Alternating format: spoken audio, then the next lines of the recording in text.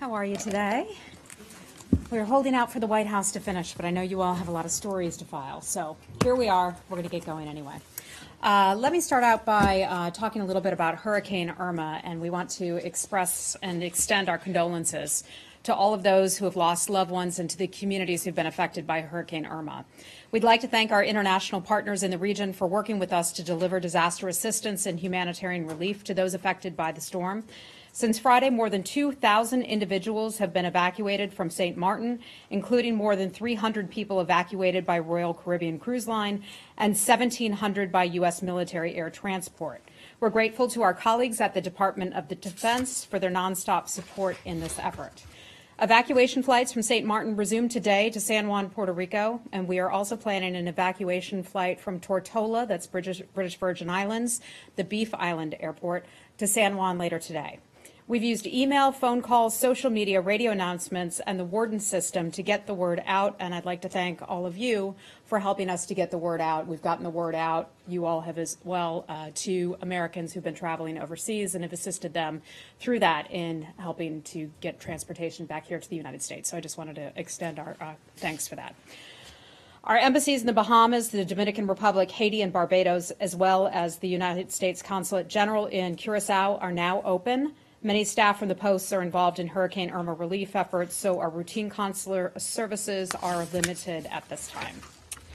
The U.S. Embassy in Havana and the surrounding area suffered extensive flood damage. U.S. citizens in Cuba in need of assistance should contact our embassy by telephone.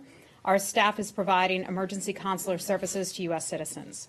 As we help U.S. citizens, USAID has teams on the ground in hard-hit areas of St. Martin, in Antigua, Barbuda, at the Bahamas, leading the United States disaster response efforts. Some of the areas have limited access to safe drinking water, and homes have been destroyed following the devastation of Hurricane Irma. The supplies USAID will provide will help prevent the spread of disease through hygiene kits and will provide shelter and blankets to the affected communities. In addition, one more point on Hurricane Irma I want to mention to you.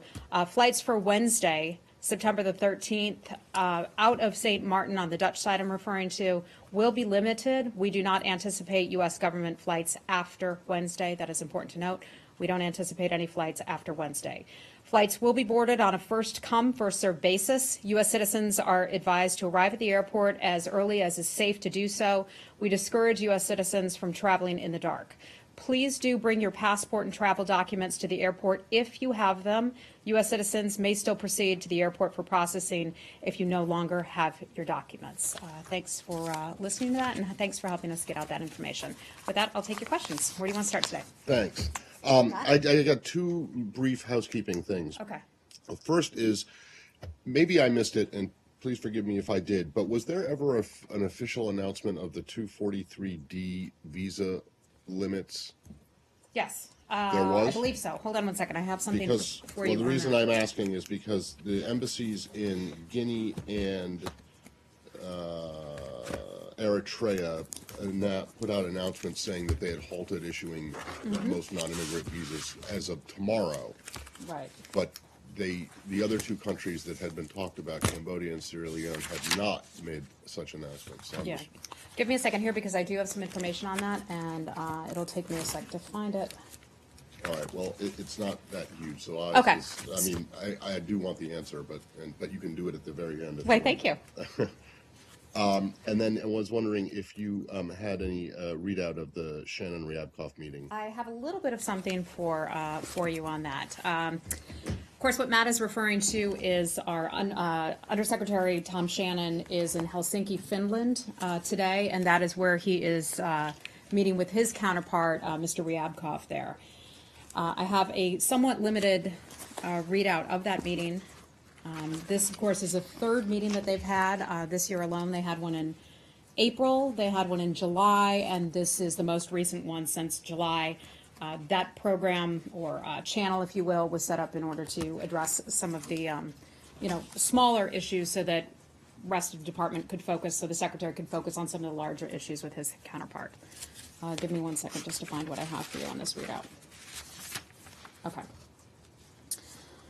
The United States and Russian Federation held a meeting on strategic stability issues in Helsinki, Finland on September the 12th, that's today.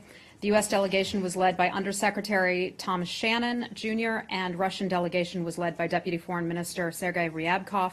The discussions provided both sides with an opportunity to raise questions and concerns related to strategic stability and also to clarify their positions on that matter. So I don't have a whole lot for you, but that's what I can provide you. That's all I have you for have? you. So Yep. you can't say if anything was resolved or if anything got worse, or if they agreed that the Secretary and Foreign Minister Lavrov would meet next week in New York, or if anything else? I don't have any more for you on this. Our schedule is still developing. I know a lot of you will have questions about our scheduling at the United Nations next week. We're still working on developing that schedule. So we anticipate to have a fuller readout about on this schedule on Thursday.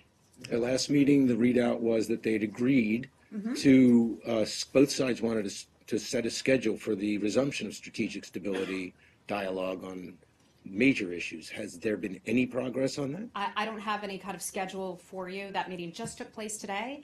As you know, Helsinki a bit ahead of us, so I have not talked to Mr. Shannon, but as soon as I get some information on that, I'd be happy to bring it to you, at least what I can.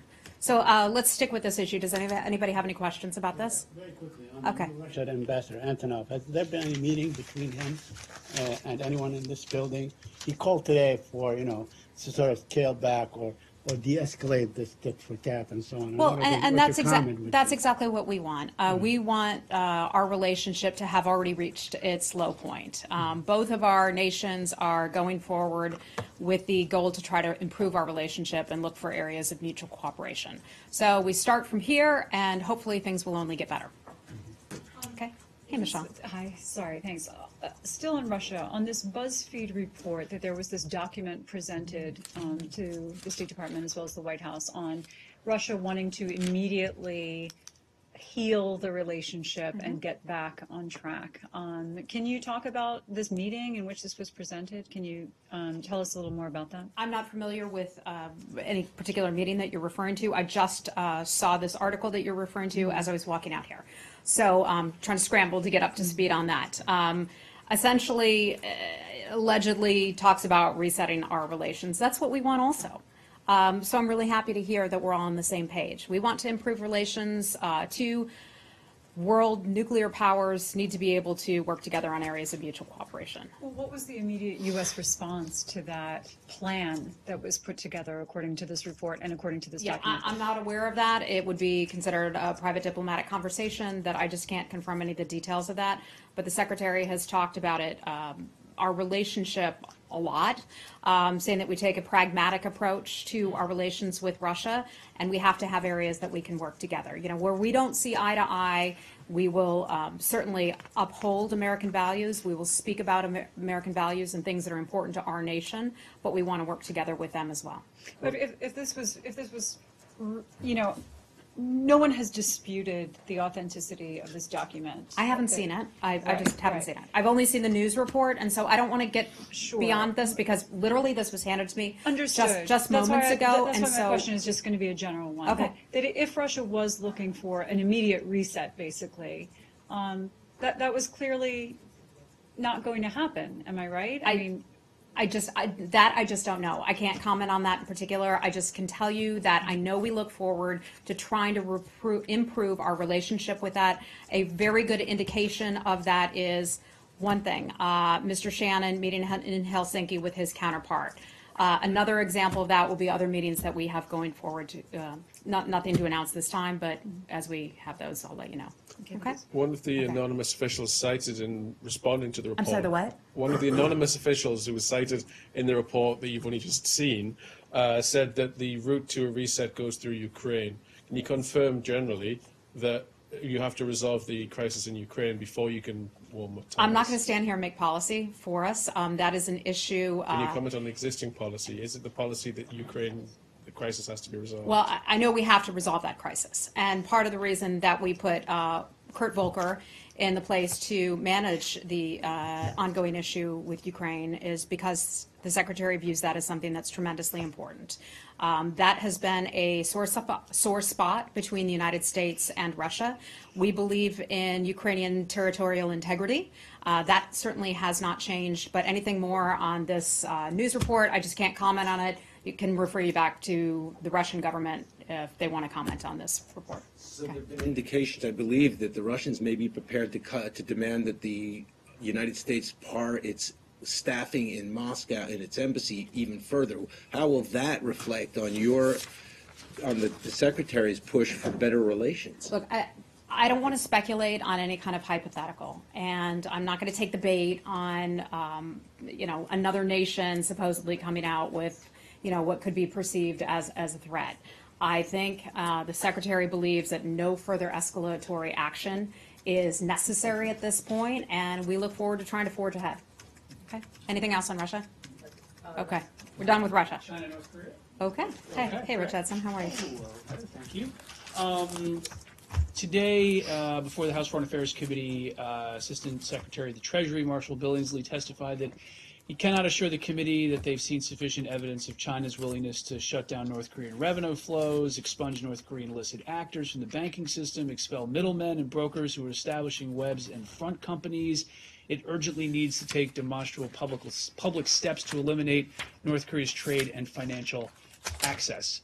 You've said last week that China needs to do more, but there is movement behind the scenes, though this seems to be a little bit more of an indictment on China not needing to do a lot more. Is there a difference between Treasury and State's assessment of China cracking down on North Korea?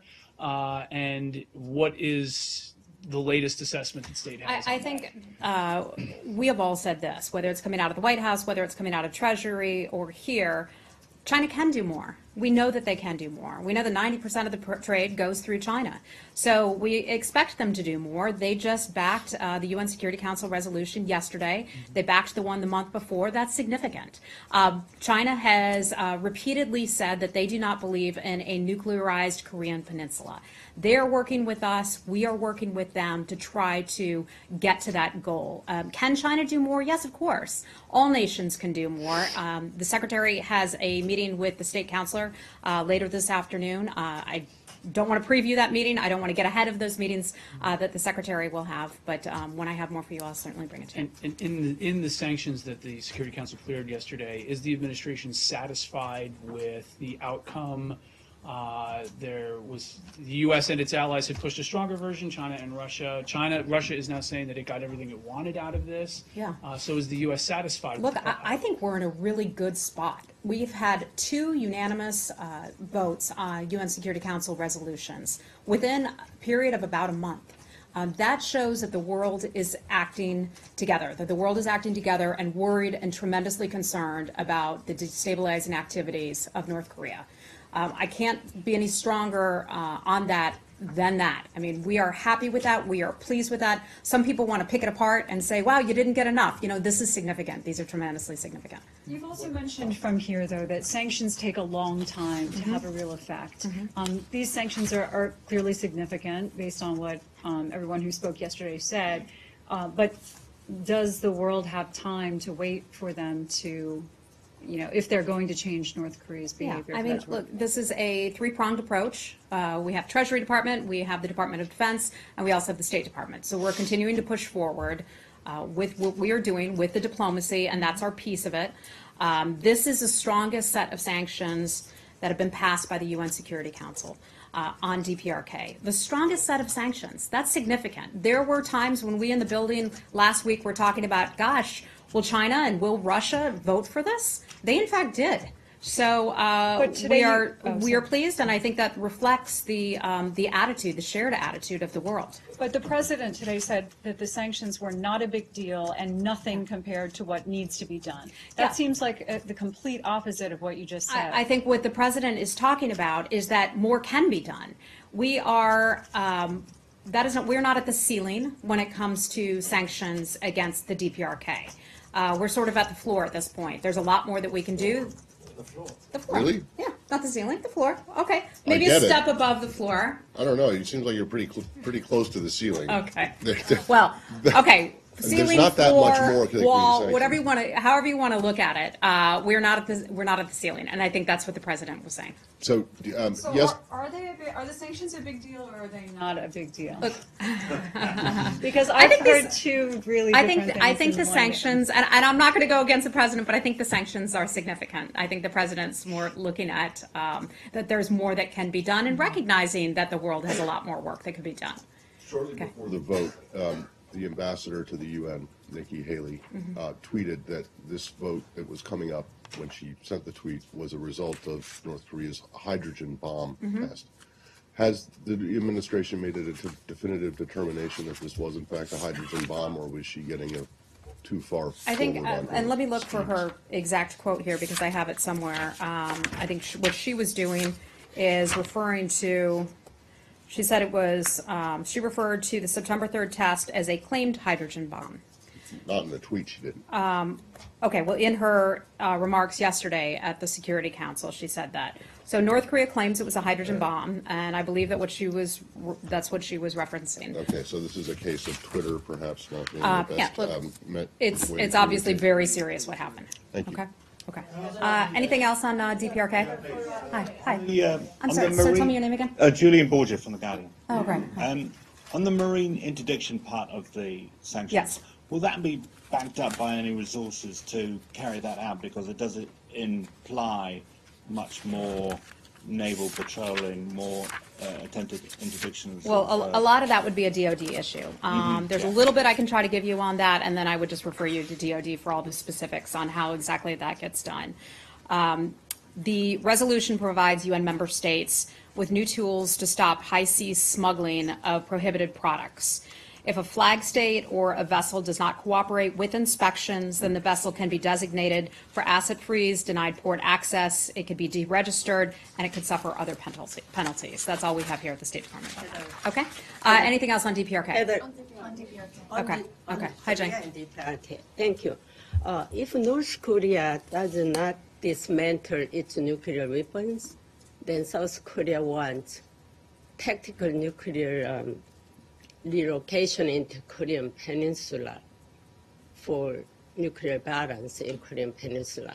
What is the U.S. position on this? Yeah, I've certainly seen those reports about that. I'm not going to comment or get ahead of any discussions that could be happening or may not be happening. I'm not aware of any conversations that are being had with the State Department on that matter. But does the U.S. considering about this issue? I think that would be a DOD issue, and I'm not prepared to talk about that. That's not a DOD Yeah. issue. This is a U.S. Yeah, issue. I don't have anything for you on that. Okay, one more time. Joseph Noon, special representative for the North Korea Palace, he visited Russia and meeting with the six-party delegations up Yeah. there. Do you know any purpose of? Yeah, I have just a little bit of information. I can confirm that our Ambassador Yoon, and many of you know Ambassador Yoon, he is in Moscow today, and that is where he's meeting with some Russian officials. Among the topics that he's talking about, and this is, when you all ask me, is the world on the same page? Goodness, here's an area of mutual cooperation with Russia. And that is that Ambassador Yoon traveled to Moscow to meet with the Russian Ministry of Foreign Affairs officials to talk about cooperation on the DPRK. It's an example of our ongoing discussions with the international community to increase pressure on the DPRK. So we're pleased that he's there and that those conversations are ongoing. Because last week, the President Moon of South Korea, he visited Russia and he had a meeting with Putin. Putin doesn't want to help for these sanctions, UN sanctions regarding, pressure North Koreans. I would say this, Russia voted for the sanctions yesterday at the UN Security Council. this They is voted not- for the last round of sanctions. And I think those actions speak very loudly, and we look forward to Russia adhering to its commitments. But this Okay? is not strong enough, sanctions. Look, Federally. we are taking steps. I think the world is happy and the world is pleased with what took place yesterday. The world is working together, okay, working together to hold Kim Jong-un and his regime to account. Do you know if Ambassador Yoon made any stops before Moscow? I'm not aware of any. Switzerland, I'm perhaps? not aware of that. Okay. Anything else on Russia today? Okay. North Hi. Korea Can you respond to the Washington Post report this morning that Russia is actually not cooperating and has been undermining sanctions by increasing trade smuggling with North Korea? Yeah, so I saw that report, and here's what I can say to that. Russia supported the UN Security Council resolutions yesterday. They support the overall goal of denuclearizing the Korean Peninsula. That has not changed. They supported the resolutions. They supported the resolutions a little over a month ago, so we anticipate and hope that they will follow through on their agreements. Do you have any evidence? Does the U.S. government? I don't have any information beyond that. That they are increasing trade even? I'm not aware of that, if that's the case. Okay? Anything else on Russia? Okay. Go right ahead. Yeah. I want to go to the Palestinian-Israeli issue very Okay. quickly. The president has issued a Oh, Go okay. ahead, I'm sure. Abby. Please, I'll wait. Yeah. Go ahead, Abby. No, it's okay. No problem. Apologize Go to ahead. Saeed. Go ahead. Yeah, don't apologize. It's quite all right. Go right ahead. I just wanted to follow up on what Connor asked. The Assistant Secretary of Treasury testified today about deceptive practices used by North Korea, specifically looking at that port of Vladivostok, Russia, and the switching of flags. Do you feel like the recent sanctions, specifically allowing for the checking of ships when they're trying to smuggle, will prevent that sort of thing from happening? And is that something specifically that the U.S. is talking to Russia about? Well, stopping? I don't. In talking to Russia about where? About stopping their practice where they're using Vladivostok, Russia, as a port in order to offload coal. Yeah. So with the interdiction that we talked about, that would be a goal of that, to be able to prevent things from happening of that nature. Beyond that, I can't tell you anything about what's happening in those meetings right now. I just don't want to get ahead of some of those meetings. Okay. All right. Saeed. Very quickly, I just wanted to ask if there are any plans for Secretary Tillerson to meet with either Palestinian and Israeli leaders, either with the president when he meets with them or separately. Is there anything that you can share with us? So I don't have anything for you on the Secretary's schedule today at the UN General Assembly. That's what you're referring to, right? Right. Okay. So we'll have some scheduled meetings to be able to tell you about Thursday, as you all know that these things develop. And they're late developing sometimes. So that's where we are right now with the meetings. I can tell you, though, that the President is planning to sit down with the Prime Minister, Benjamin Netanyahu, and I know that the President's looking forward to doing that. Okay. Can you explain what's going on with this $75 million that the State Department allegedly, or Secretary Tillerson allegedly wants to remove from the additional money to the MOU? Is this a thing or not? So I can tell you this. Israel is an important, trusted ally of the United States. That hasn't changed, and that won't change. We have a strong relationship with Israel. I just mentioned that the President looks forward to sitting down with the Israeli Prime Minister next week at the UN General Assembly. When I have the Secretary's schedule for you, I'd be happy to bring that to you. In terms of the memo of understanding, that's one of the things you're referring to. I know we support the memo of understanding. I know that Israel is in the position to be able to get that funding, and that is something that we support. So there is no attempt or desire on the part of this building or the Secretary to have the Israelis return it, or to not give it the extra above and beyond what was in the MOU, the money that Congress, the $75 million extra that Congress appropriated. What I can tell you is Israel is an important, trusted ally. I know that we support Israel strongly. The President obviously has a very strong relationship with the nation of Israel, and that certainly won't change. And I know the President's looking forward to seeing it. Yeah, but that doesn't answer the question about the $75 million. Yeah. Well, they're going to get the money. They are. They're going to get the money. This Yeah. is not an issue then. Okay. Just a quick Yes. follow-up. Today, Prime Minister Netanyahu spoke to a conference via video. Okay. In a settlement in Israel at the conference of a political party that is calling for removal of the Palestinians. And he, in fact, said to them that they came to this land when it was barren, and they have the right to settle everywhere. Have any comment on that? I mean, he's basically advocating ethnic cleansing of the Palestinians. I wonder if you would have a statement on that. Saeed, I'm not aware of what the Prime Minister allegedly said today, so I'm hesitant to comment on anything that I haven't seen myself. Thank you. Okay. Anything else on Israel today? Okay. Okay. Okay. Go right ahead. Turkey. The Turkish government's going to buy the S-400 defense system from Russia. Obviously, the details of the system we'll try and get from the DoD, but from a diplomatic point of view, This is a bit of a slap in the face for NATO, isn't it? Well, one of the things that we want is it's important for NATO countries to have military equipment that's considered interoperable with the NATO systems, with the systems that NATO nations currently have. A Russian system, if Turkey were to buy these S-400s, as is being reported, that would not meet that standard. So that would, of course, be a concern of ours. It would be inconsistent with the statement, the commitments made by allies at the Warsaw Summit. That is supposed to enhance resilience by working to address existing dependencies on Russian-sourced legacy military equipment through some of our national efforts. So it would be a breach of these agreements in spirit, or is there some NATO rule that's being broken here? I would have to check with NATO on that. If there's a rule that's being broken, that I just don't know And you're offhand. not prepared to discuss any repercussions if Turkey goes through with Not this? at this point. Okay. Thank you. Okay. Okay. Yeah. Hi. Hi, Ilhan. How are you? Thank you so much. We had a Turkish journalist in here yesterday who was here visiting the State Department with I didn't see it. with another team. Yes. So Thank you. We were happy to have her. Yesterday, a Turkish administration official, actually spokesman, Minister Bekir Bozdağ, was talking about the probe here in New York South District, indicting ex-minister, and Turkish administration now calls it as a coup or reputation of coup against Turkish government. Accusing U.S. government to using a judicial process to overthrow Turkish government, and this coming from the spokesman of the government. I was wondering what's your reaction to that? I'm going to say 3 words. That is ridiculous. That's it. Okay, listen. Anything else in Turkey? Yes, I have a question. Sir, go ahead. Hi. I'm my colleague Nadia from Mega TV Greece.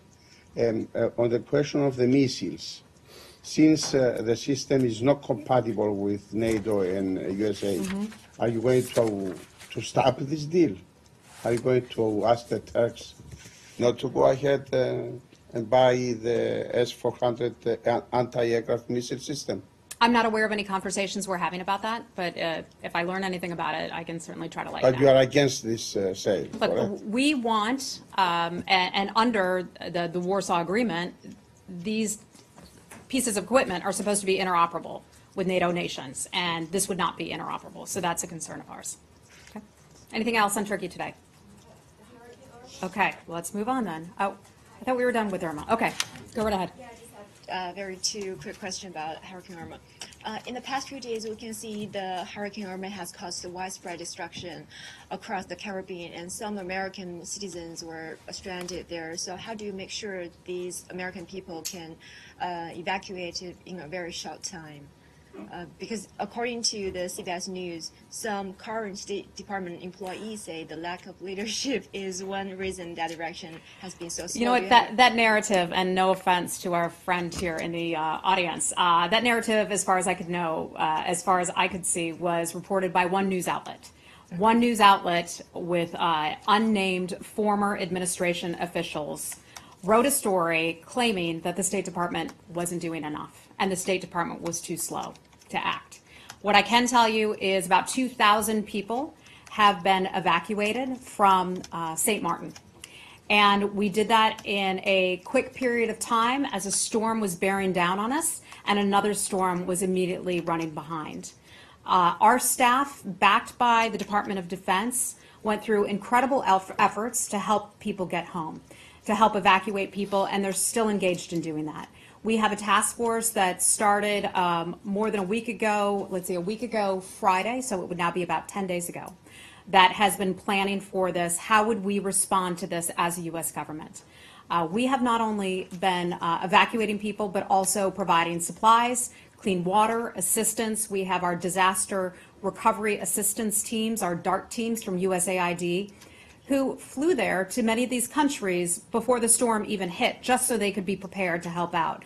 not just helping with American citizens, but helping with those countries. The United States is the most generous nation around the globe. We continue to do that. We've been on top of this. I spent time yesterday thanking the folks at our task force. We had about 80 people working on this task force at various periods of time, and this is the Irma task force that was run out of our operations center upstairs. And if you go up there and you see it, we've got maps all over the place. You have people on the phone talking to Americans here at home who are reporting, my cousin Billy was last seen at this hotel on St. Martin. Can you help put us in touch? And our folks were involved in doing that. So Herculean efforts on the part of our staff.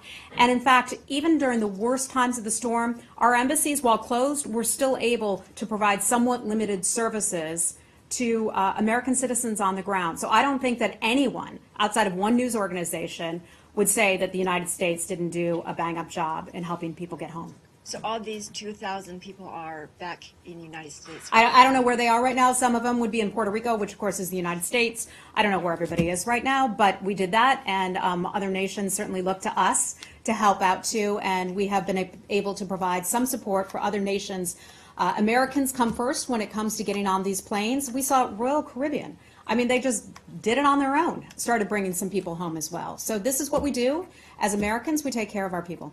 Okay. Any other questions on Irma? Can I just Okay. one thing? Yeah. You just said that the task force started 10 days ago? Yep. So it didn't start Friday officially? The task force started prior to last Friday. I was just up speaking with our task force director. Robert, you were with me. We can double check that yesterday morning. And she told me about that and said, hey, sorry, we didn't get all the information out. Does that help? Does that answer your question? Kind of. But I mean, multiple sources at the State Department said that it started last Friday. Look, the task force was meeting. They were having conversations. So they it officially started 10 days ago. That is what I was told yesterday, that it started then, and that they were meeting, having conversations. I mean, were there a bunch of people hovering around in a building when there was no storm? No, of course not. But were they having meetings and planning for a hurricane that was on its way prior to last Friday? Absolutely. I was on the phone days and days ago before the hurricane hit, talking to folks internally here about what was going on. Okay? Okay, yeah. There are a couple of deadlines that are fast approaching on Iran, Okay. on the nuclear deal. First, the sanctions waiver needs to be extended or eliminated this week, and then in October there's another decision about certification of the deal.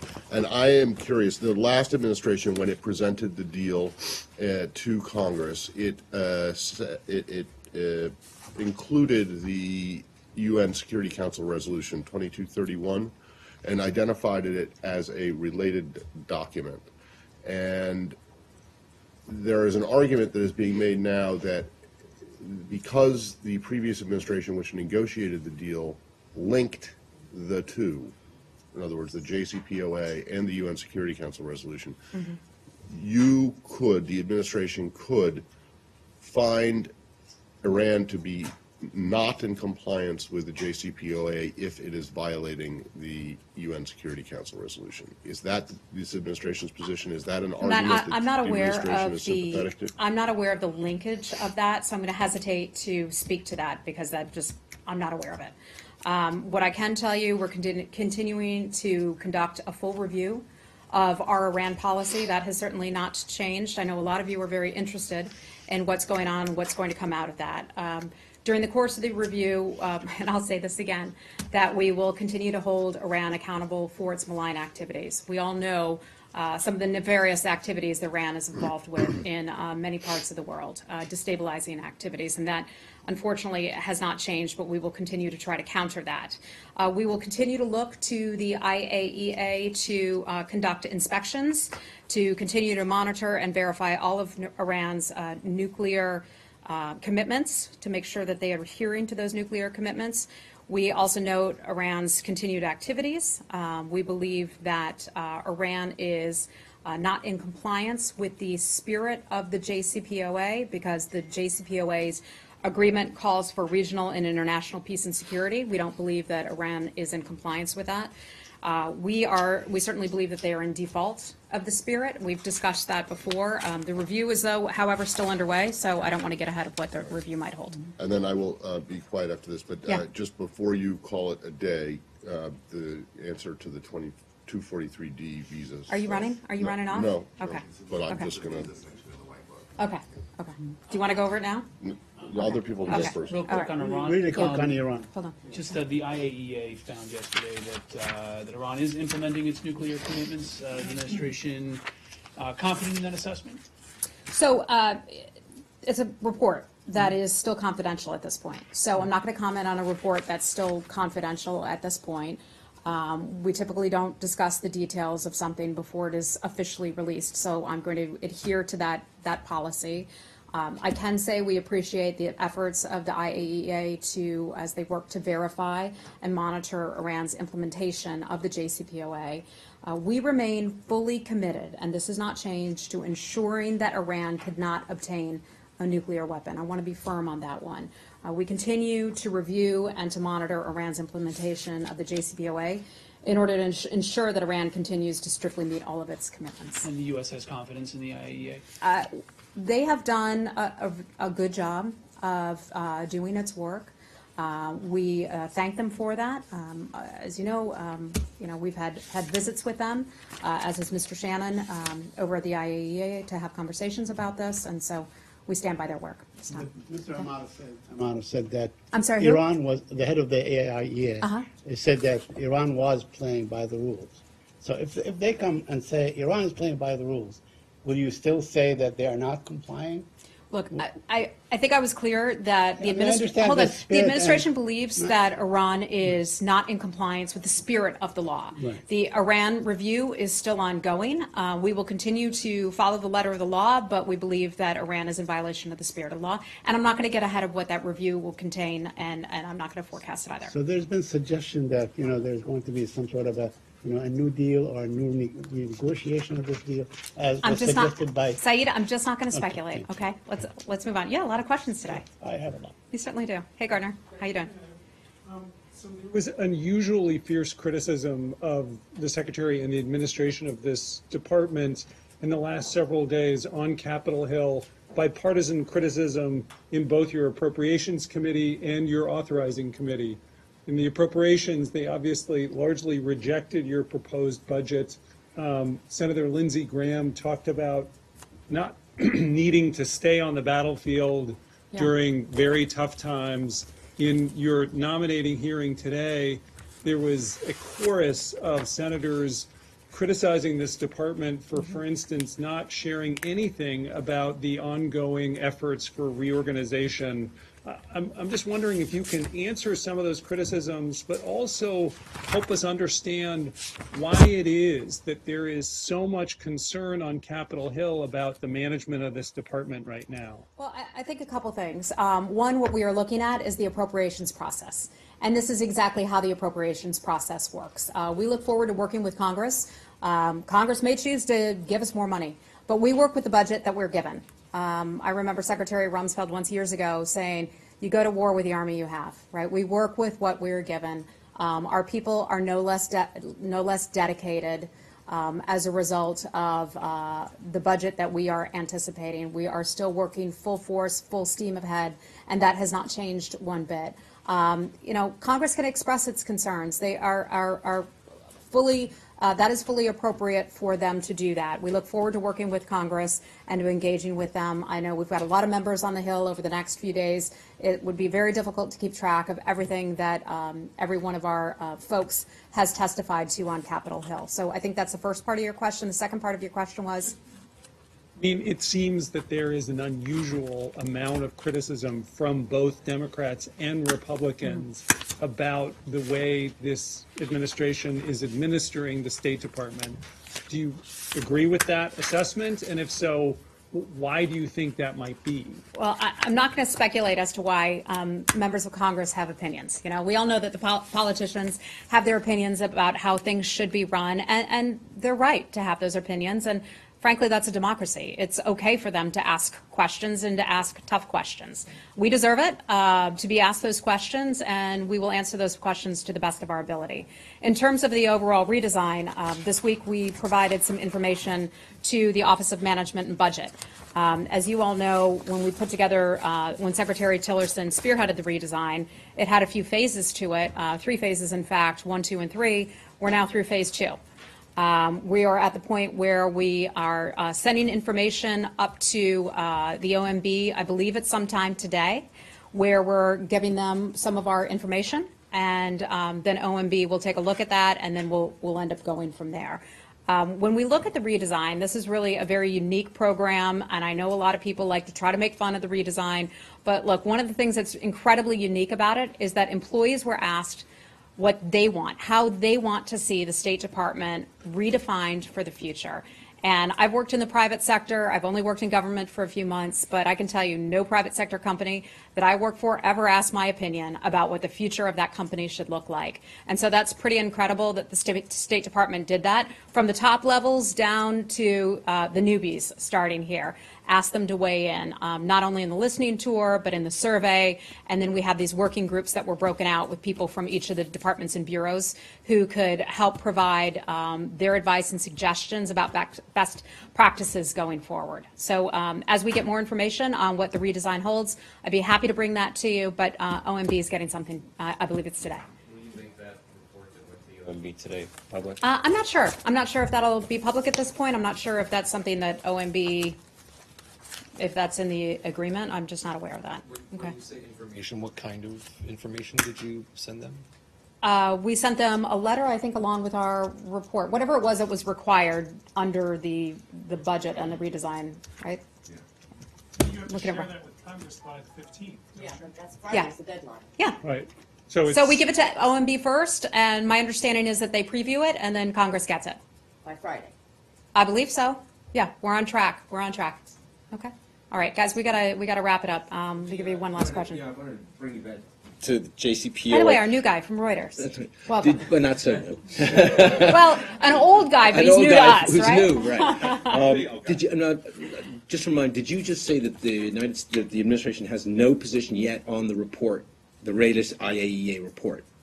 Because there was a statement made by the U.S. rep to the IAEA today, welcoming that report and praising the IAEA for its work on the JCPOA. I'm not aware of that.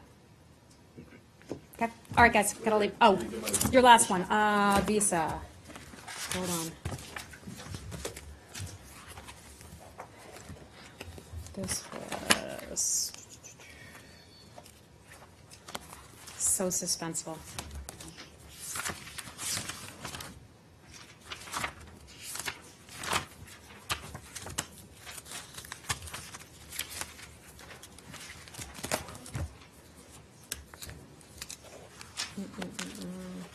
Do you remember where this is, Robert? Under the Visa tab.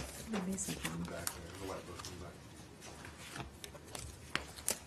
back. Ah, see, it's hiding. Okay.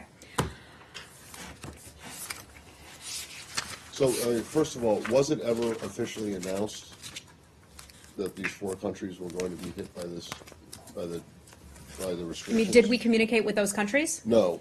Did you communicate publicly? I don't know. I was away for some part of last month after the initial reports out of DHS and here, but I don't know that it ever was formally announced that this was going to happen under 243D of the IN. I was away the same period of time that you were, so it may have come out and may have slipped my attention. well, But anyway. here's what I can tell you about 243D, and this is basically countries that weren't taking back some of its people who had been convicted and served their time criminal offenses. The Secretary of State has ordered consular officers in Eritrea, Guinea, Sierra Leone, and also Cambodia to implement visa restrictions effective September 13th, 2017. That's tomorrow. The Secretary determined that the categories of visa applicants subject to these restrictions on a country-by-country basis Consular operations at the U.S. Embassy will continue. The visa restrictions do not affect other consular services provided, including adjudication of applications from individuals not covered by the suspension. State received notification under Section 243D of the Immigration and Nationality Act from the Department of Homeland Security for Eritrea, Guinea, Sierra Leone, and Cambodia. According to that section of the law, when a country denies or unreasonably delays accepting one of its nationals, the Secretary of Homeland Security may notify the Secretary of State. The Secretary must then order consular officers in that country to discontinue issuance of any or all visas. The Secretary determines the categories of applicants subject to the visa restrictions, and the categories differ slightly country by country. Do they, in this case? They do. Do you want to go over it? Yes, please. Okay, if anybody has to go. And also, does it only apply to government officials and their families? I don't believe or so. does it- Let me just, I want to make sure that we get everything absolutely correct. Obviously a sensitive situation, so I'm just going to read straight from the book. Cambodia. The U.S. Embassy in Cambodia has discontinued the issuance of B visas. Those are considered temporary visas for visitors for business or pleasure. The Cambodian Ministry of Foreign Affairs employees with the rank of Director General and above and their families. That is who it affects in Cambodia. In Eritrea, as of September 13th, the U.S. Embassy in Eritrea has discontinued the issuance of all B visas, which are temporary visitor visas for business or pleasure. So that's for all, different from Cambodia. In Guinea, as of September 13th, the United States... Hold on. So that means it applies to everyone, not just... all B visas. But for all Eritreans, not Correct. just Let me just officials. go back and read this for you Sure. again. Yeah. As of September 13th, the U.S. Embassy in Asmara, Eritrea, has discontinued the issuance of all B visas. Those are temporary visitor visas for business or pleasure. Okay. Guinea.